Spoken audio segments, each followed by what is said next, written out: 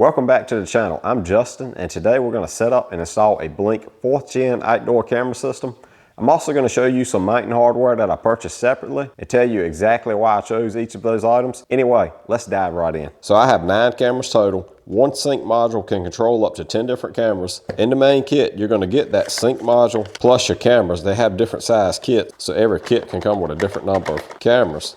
You're also going to have the mounting hardware, a tool for taking off the back part of the cover, and 2 AA lithium batteries, and of course a couple of screws for mounting the bracket, and a power cord for your sync module.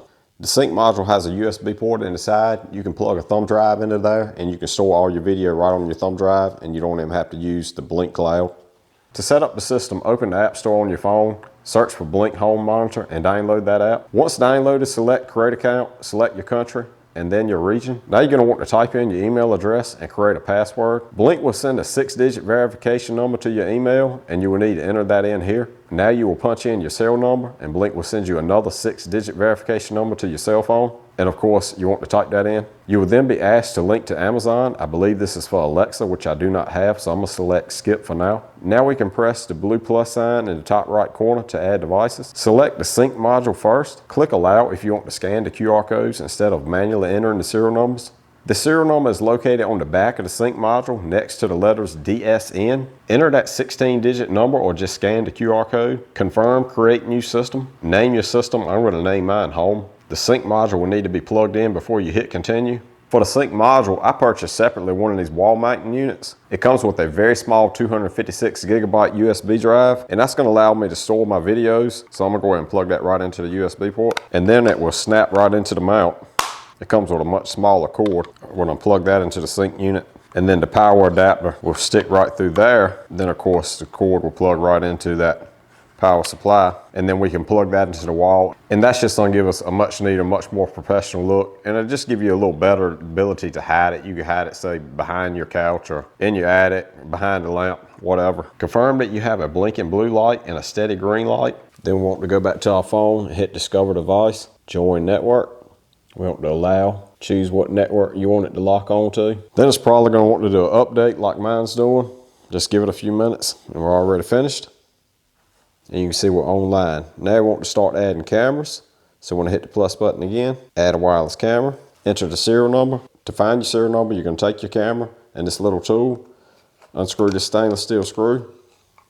And at that point, your serial number is going to be located on this white tag, and it also has a QR code. You can just scan that with your phone. But I'm just going to go ahead and punch in my serial number. I'll put in my battery so it can communicate. Now we've got to wait for it to find the camera. Of course, another update. And we have successfully added that camera. Hit next. And then we can click on that camera and we should get a live view from it.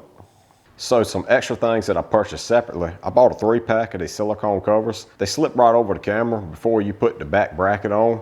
They have a little lip on top, and that's going to help shield your camera from any rain or any snow. I put one of these on every camera that I installed outside. I also purchased a separate 3-pack of brackets. I think I paid about 24 bucks for these.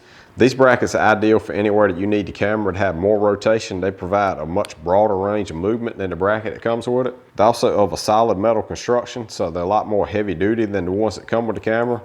And they come with a silicone cover just like the one I just showed you, so it also provides protection for your camera. And for these, the silicone cover is actually what's going to hold the camera. It fits tight around the camera, and then the bracket itself will screw right into the back of the silicone cover. And then you have that much broader range of rotation.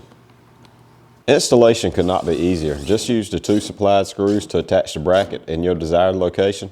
I used a drill driver with an extension, but a screwdriver will work fine. Then the camera just snaps on the bracket. I opened the app on my phone to view the camera so I could position it exactly like I wanted. The brackets that I purchased separately are attached by 3 supplied screws. Then the camera and silicone cover can be screwed on. Finally, adjust the camera and tighten the wing nut. When you first download the app and activate your sync module, you're going to get a free 30-day trial to the Blink Cloud. You actually do not have to enter a credit card number or anything like this, so Blink has no way to charge you whenever the 30 days is up, and it actually tells you this on the app whenever you activate it. And if you go with the free version like I am, you're going to need to be sure you get a thumb drive to plug into that sync module. That's going to be the only way to store your videos every time the cameras activate. Without the cloud, you're not going to have any ability to actually record any videos if you don't have that thumb drive. Some things that I really like about the app are the ability it gives you to name each camera and see a thumbnail view of that camera. This gives me the ability to quickly identify which camera I may want to open up and currently view what it is seeing. You can also toggle on and off the motion detection of each camera and even adjust the sensitivity. The retrigger time can be adjusted. I currently have mine set to the factor of 10 seconds. This just controls the amount of time the camera waits to record after recording a motion event. To my knowledge, these cameras only record when they sense motion. Possibly the greatest feature is the ability to select and deselect which grids will trigger motion. This is great if you have a tree limb in the camera view that constantly triggers the camera. You can deselect those grids and nothing inside those grids will ever trigger the camera. Video quality can be selected also. I'm using the highest quality. This, however, will reduce your overall battery life. I recommend this setting as I can tell a big difference in the quality of high instead of standard. A few additional things to note. The sync module needs to be connected to Wi-Fi at all times to operate properly. The cameras need to connect directly to that sync module. Blink recommends the cameras be within 100 feet away from that module.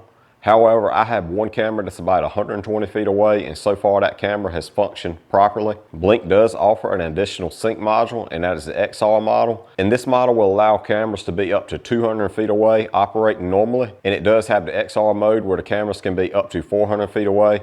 However, the cameras will not be of the highest resolution at that range. But if you have a big yard, it'll be worth looking into. I may even get it one day and add it onto my system, and who knows, I may post a video about that also. The cameras only record whenever the system is in arm mode and they're motion activated. However, my system is set up where it takes a photo every hour and it saves it and uploads it to your cloud or to that USB thumb drive. And the camera quality is very good. You'll have no issues identifying a person that's in your yard or even reading the license plate through these cameras if you're recording in the best quality, that is. However, the night vision is a little disappointing to me. It's only good for capturing video when it's very up close to the camera.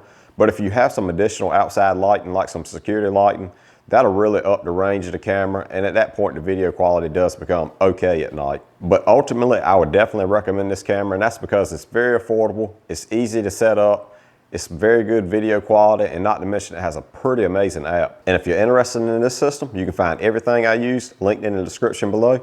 Thanks for watching.